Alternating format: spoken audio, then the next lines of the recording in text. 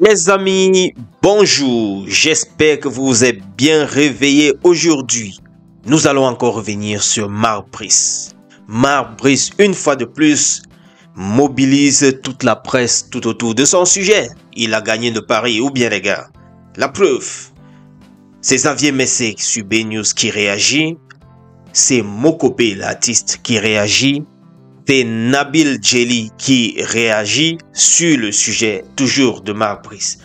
Bref les amis, depuis que Marc Brice a lâché cette interview, toute la presse en parle. Xavier Messé trouve que il faut protéger Samuel Eto'o. Ce que je trouve également, parce que nos légendes restent nos légendes. Il dit qu'il a l'impression que le Cameroun est l'un des pays où on ne protège pas les talents. Fabriquer un Samuel Eto'o, c'est pas tous les ans, c'est pas tous les siècles, dit-il. Faisant allusion à cette réaction très controversée et maladroite de Marc Brice à la presse, il trouve tout simplement que ça a été très fort. Nous allons également prendre cette intervention de l'artiste Mokopé qui a également réagi par rapport à cette sortie-là. Il nous dit ceci. Tu vas manquer de respect à une légende africaine comme Samuel Eto'o. Qui est ton patron? Le président de la fédération? Pose-t-il la question. Comment un sélectionneur peut manquer de respect à une légende dans son propre pays comme ça? Il ne pouvait pas démêcher de citer Eto'o pour se faire remarquer. Jusqu'à quand ceci que va durer? Force à notre légende africaine et qu'on ne vienne pas me dire de quoi je me mêle, car Samuel Eto'o est un ami, un frère depuis 25 ans et il a mon soutien le plus total face à un tel manque de respect. Marc Brice commence à devenir ridicule en évoquant constamment Samuel Eto'o sur tous les sujets. Il est essentiel qu'il se concentre sur ce qui est important vraiment. Rappelons-le, Marc Brice, vous n'êtes pas rémunéré pour commenter Samuel Eto'o ou faire des remarques à son sujet. Votre mission est de produire des résultats. Si la présence d'Eto'o vous gêne autant, vous avez la possibilité de démissionner. A-t-il évoqué? Ça, ce n'est que quelques-uns parmi tant d'autres personnes qui ont réagi. Je vous propose de terminer avec maintenant Nabil Djelli, qui dit également que je considère que ça peut être une faute professionnelle ce qu'il a fait. Moi, ça ne me fait pas marrer. Je trouve que là, il pousse trop loin son avantage. C'est un manque de respect absolu à l'égard de Samuel Eto'o fils, même s'il y a pu avoir des dissensions, des conflits. Là, c'est en public. C'est un tirage au sort en public, en mondovision, avec aujourd'hui la puissance des réseaux sociaux. Vous apportez un apaisement à l'environnement de la sélection.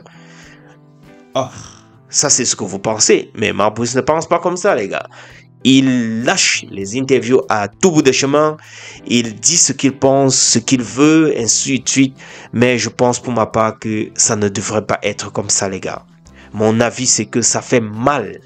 J'ai envie de vous dire que ça fait mal. Je veux pas savoir ce que Samuel Eto'o lui a fait, je veux pas savoir ce que Marc Brice a fait, mais je vois ce qu'il pose comme acte. Et à qui? À cette légende-là. Ça fait mal en tant que Camerounais. Honnêtement, laissons les querelles partisanes où on supporte Samuel Eto'o, où on ne le supporte pas, et ainsi de suite. Moi, je vois comment d'abord un Belge vient au Cameroun. Seulement ce fait-là, ça me terrorise. Ça me finit seulement quand je pense à ça. Je ne veux pas savoir ce que Samuel Eto'o pense, ce qu'il dit, je regarde seulement un étranger vient chez nous. Et là, les Camerounais sont en train d'acclamer. On dit c'est bien, c'est ci, c'est ça. C'est en fait ça la colonisation. C'est la même chose que la colonisation. On vient chez nous, sur notre terre. On dit souvent que le linge ça se lave en famille. Est-ce qu'on a besoin d'aller chercher un étranger pour venir faire ça à notre place? Quand est-ce qu'on va avoir de la dignité? On va se faire respecter quand? Vous croyez que le blanc là lui-même, quand il rentre chez lui, il pense que nous les Camerounais qui sommes en train d'applaudir là, nous on a un petit minimum de respect? C'est normal, quand on va aller chez les blancs, on va arriver là-bas, on va nous chosifier et ce sera tout nous les premiers à se mettre sur les réseaux, le blanc a fait ci, le blanc a fait ça. Nous les Africains, qu'est-ce que nous on fait? Nos légendes, on les livre à la vindicte populaire, on les livre comme ça pour que le blanc le chiffonne. Ouais, c'est normal, le blanc peut le faire. Mais nous les noirs, on va porter la chicotte pour suivre le blanc et fesser nos propres légendes. Non, ça n'a pas de sens.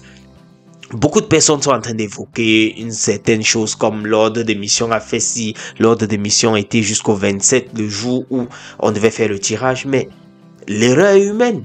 Je suis en train de voir deux ordres d'émission. Il y a une qui est limitée pour le 27 janvier, qui est le jour du tirage. Et il y a l'autre qui revient vers le 28, c'est-à-dire un jour après. Ça veut dire que le premier a été une erreur, ce qui est normal, ça peut arriver.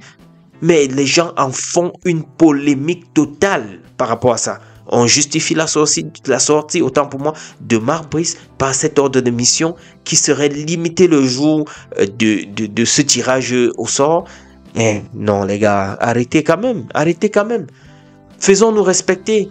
Si nous sommes les premiers à tirer sur nos propres légendes, vous croyez que qui va venir les respecter? Ah, vous croyez peut-être qu'on ne respecte pas Samuel Eto'o. C'est nous nous les riens comme ça là. C'est nous qu'on va respecter demain quoi. Si nos légendes, on les chosifie comme on fait là.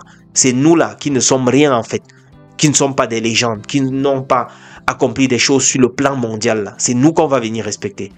En tout cas les gars, ne vous en faites pas. Jean-Paul Akono n'a pas loupé Marc Brice. Je vous laisse écouter cet extrait et retrouvons-nous juste après. Ce que moi je veux dire c'est que je crois que ces problèmes se résoudront quand Marc Brice comprendra que son employeur direct, c'est pas le ministère. Je dis son employeur direct. C'est pas le ministère. C'est pas la présidence de la République. C'est la fédération. C'est la fédération. Parce que si la fédération n'avait pas voulu de lui, il ne serait pas là. Ah, c'était le cas, hein? La fédération n'a jamais voulu de lui. Non. Il y a eu un gentleman agreement. Si la fédération n'avait pas voulu de lui, il ne serait pas là. Ça c'est clair. C'est une concession que le président de la fédération a faite. Et je dis, en dehors même de ça, il doit, je ne sais pas si c'est lui, il dépend beaucoup plus du ministère des Sports du Royaume de Belgique que de la fédération belge. Les gars, c'est ce que je voulais partager avec vous, avec beaucoup de douleur, parce que quand je pense à cette topic-là, ça me fait mal. Ça me fait mal. Je ne sais pas quand nous, les Africains, on va se faire respecter. Ah, les Blancs, il faut qu'on dise les choses comme ça se doit. C'est nous qui donnons la chicotte aux Blancs de nous fesser tous les jours. Honnêtement, on ne se respecte pas. Il y a des choses où on pouvait dire non, pas jusque-là. Laissez-le, nous on va le gérer ici au Cameroun. Mais non, on le pousse, on dit gars, vas-y, on va te fesser correctement, vas-y. On l'envoie, le blanc balance et on reste là. On fait comme si on n'entend pas, on balance et d'aucuns supportent même, d'aucuns sont en train d'encourager même. En tout cas, finissons avec cette victoire du Real. C'était 3-0 face à Brest. Mbappé n'a pas marqué, mais les gars ont fait un très très beau match. Retrouvons-nous dans la prochaine au courant de la journée les gars. On est ensemble. Ciao.